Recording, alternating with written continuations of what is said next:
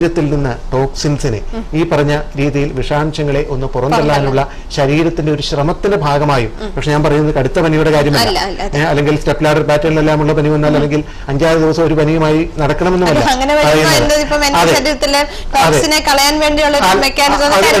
അതെ അതെ. അപ്പോൾ ഇതിന് ഒരു തുടക്കത്തിൽ അപ്പോൾ ചെറിയ രീതിയിലുള്ള ഇത് കാണുമ്പോഴേക്കും ഇതിനെക്കുറിച്ച് പാനിക്കായിട്ട് ഉടൻ തന്നെ കുറെ മരുന്നുകൾ വാരി കഴിക്കുന്ന ഒരു പലപ്പോഴും നമ്മളുടെ ശരീരത്തിന്റെ സ്വാഭാവികമായ രോഗപ്രതിരോധ ശേഷിയെ ഉപയോഗപ്പെടുത്താനായിട്ട് നമ്മൾ ഒരു സംവിധാനം ഒരുക്കുന്നില്ല, അതുമല്ലെങ്കിൽ അതിന് വേണ്ട ഒരു സാഹചര്യം നമ്മൾ ഒരുക്കുന്നില്ല. ഇത് എനിക്ക് പലപ്പോഴും ഡയബറ്റിസ് രോഗികളുടെ കാര്യത്തിൽ എനിക്ക് തോന്നിയിട്ടുണ്ട്. ഇന്ന് ഡയബറ്റിസ് ഐഡന്റിഫൈ ചെയ്യുന്ന അവസ്ഥയിൽ തന്നെ പലപ്പോഴും ഇൻസുലിനും മറ്റും കുത്തിവെക്കുന്ന ഒരു സാഹചര്യം കാണുന്നുണ്ട്.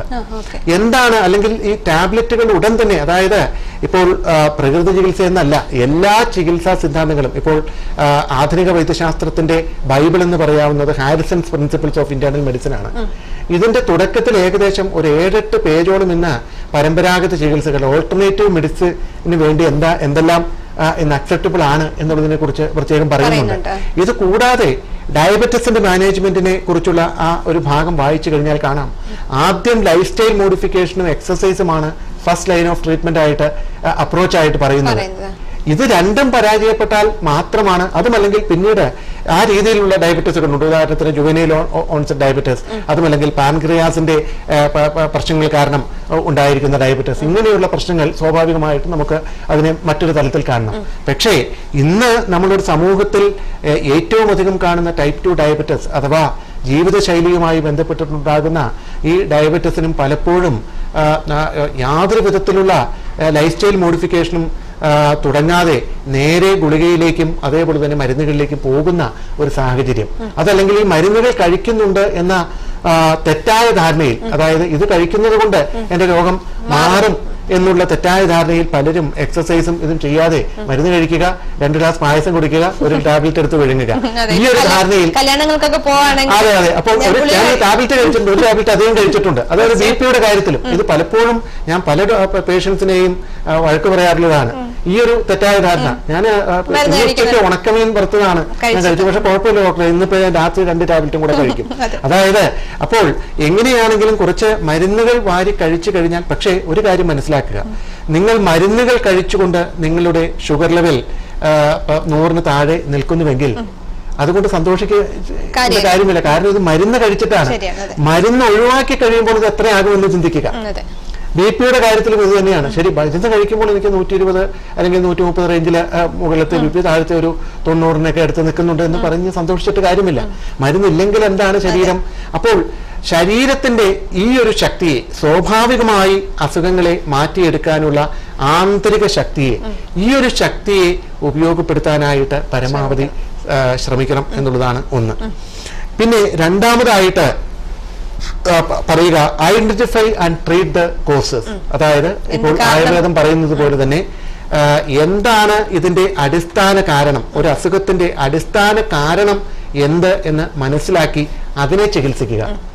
ഇപ്പോൾ ഈ കഴിഞ്ഞ ദിവസം എൻ്റെ ക്ലിനിക്കിൽ വന്ന ഒരു രോഗിയുടെ കാര്യം ഞാനിപ്പോൾ ഓർക്കുകയാണ്. അപ്പോൾ ഞാനത് കുറ്റം പറയുകയല്ല, എന്നാൽ തന്നെ സൂപ്പർ സ്പെഷ്യാലിറ്റിയുടെ കാലമായതുകൊണ്ട് അതിൻ്റെതായ ചില പ്രശ്നങ്ങൾ ഇന്ന് നമ്മളുടെ വൈദ്യശാസ്ത്ര സമൂഹം നേരിടുന്നുണ്ട് എന്നെനിക്ക് തോന്നുന്നു.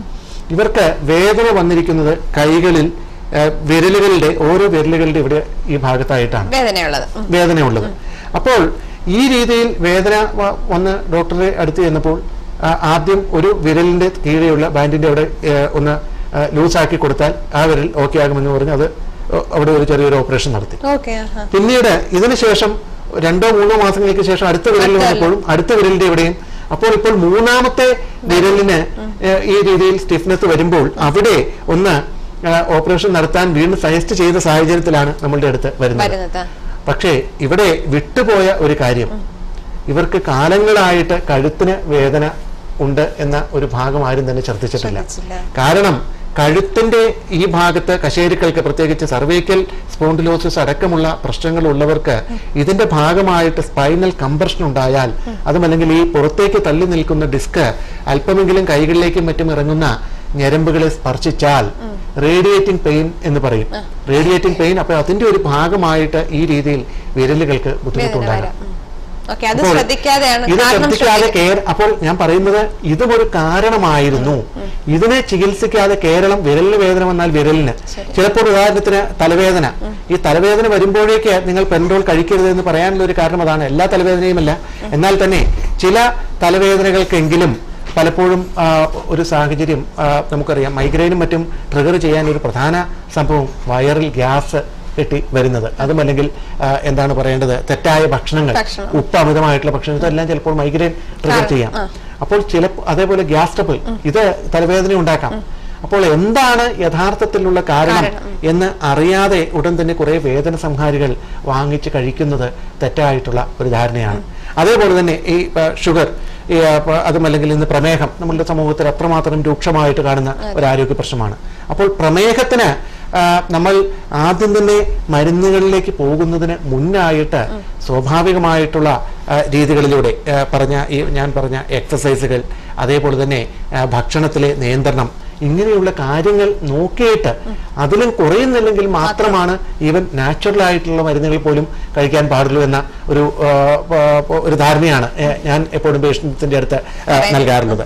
അതേപോലെ തന്നെ ഫസ്റ്റ് ഡു നോ ഹാം, അതായത് നമ്മൾ ആദ്യം തന്നെ മാരകമായിട്ടുള്ള ഒരു ചികിത്സാ രീതി കൊടുക്കാതിരിക്കുക. എപ്പോഴും ചെറിയ ചികിത്സകളിൽ നിന്ന്, ഇന്ന് പല രോഗികളും തലവേദന എന്ന് പറഞ്ഞാൽ ഉടൻ തന്നെ ക്ലിനിക്കിൽ വന്നാൽ ആദ്യമായിട്ട് ചോദിക്കുന്ന കാരണം ഇന്ന് ഇന്റർനെറ്റിന്റെ കാലമാണ്.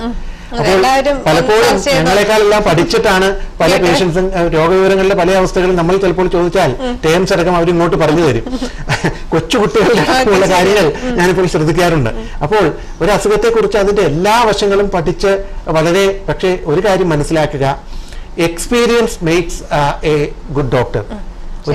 അപ്പോൾ ഞങ്ങളെല്ലാം ഈ പറഞ്ഞ പഠനകാലത്തും മറ്റും ഈ 2ാം വർഷവും 3ാം വർഷവും മറ്റും രോഗികളെ കാണാനായിട്ട് പോകുന്ന അവസരത്തിൽ സാധാരണമായിട്ട് അപ്പോൾ ഇതിന് നമ്മൾ ശരിക്കും പാത്തോളജി സിൻഡ്രോം എന്നാണ് പറയുക, ഈ പാത്തോളജി എന്ന് പറയുന്നത്, അതായത് രോഗാവസ്ഥകളുടെ കാരണങ്ങൾ, അവ എങ്ങനെ മാനേജ് ചെയ്യുന്നു, ഇതെല്ലാം പഠിക്കുന്ന ആ ഒരു ഭാഗം എത്തുമ്പോൾ നമുക്ക് ഏതൊരു സംഗതിയും കുറെ കാലത്തേക്ക് ചെറുതായിട്ട് ഇവിടെ ചൊറിഞ്ഞാൽ പോലും അത് വേറെ എന്തെങ്കിലും ഒരു രോഗത്തിന്റെ ലക്ഷണമായിട്ട് തോന്നും.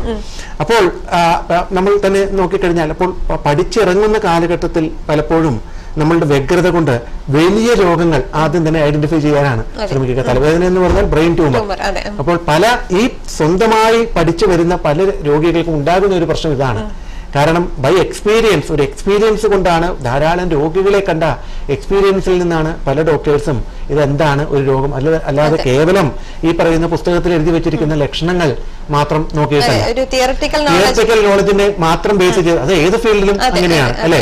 അപ്പോൾ ഏത് ഫീൽഡിലും ഉള്ള പോലെ തന്നെ ഇതിലും എക്സ്പീരിയൻസ് എന്നുള്ള ഒരു ഭാഗം, ഈ ഭാഗം വിട്ടുകളഞ്ഞിട്ടാണ് പലപ്പോഴും രോഗികൾ ചിന്തിക്കുന്നത്. അതുകൊണ്ട് ഓരോരുത്തർക്കും ചെയ്യേണ്ട കർത്തവ്യമുണ്ട്. അത് മനസ്സിലാക്കി അതിനനുസരിച്ച് മുന്നോട്ട് നീങ്ങിയാൽ പകുതിയിലധികം അസുഖങ്ങൾ കുറയും അല്ലെങ്കിൽ അസുഖമുണ്ട് എന്ന ധാരണ കുറയും എന്നാണ് എനിക്ക് പലപ്പോഴും തോന്നിയിട്ടുള്ളത്. അപ്പോൾ ആദ്യമായിട്ട് വലിയ ചികിത്സകളിലേക്ക് പോകാതെ ചെറിയ ചികിത്സകളിലൂടെ ഇത് മാറുന്നുണ്ടോ എന്ന് നോക്കുക, എന്നിട്ട് മാത്രം വലിയ വലിയ കാര്യങ്ങളെക്കുറിച്ച് ചിന്തിക്കുക.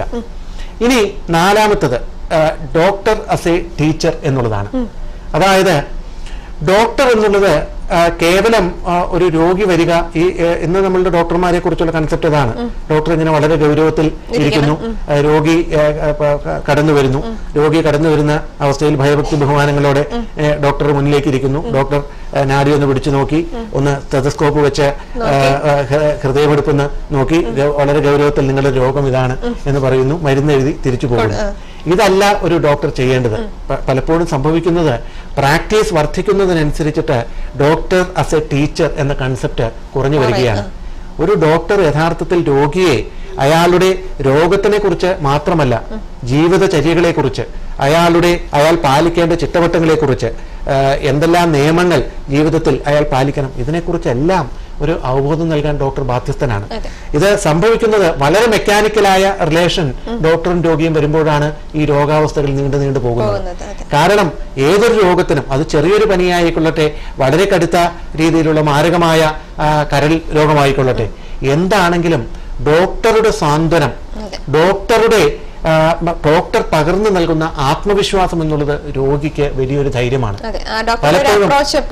അതെ, അപ്പോൾ ഈ ഒരു അപ്രോച്ച് പലപ്പോഴും പല ഡോക്ടേഴ്സിനും എടുക്കാൻ പറ്റുന്നില്ല. കാരണം ഇപ്പോൾ ഞാൻ ഇവിടുത്തെ കാര്യം മാത്രമല്ല പറയുന്നത്,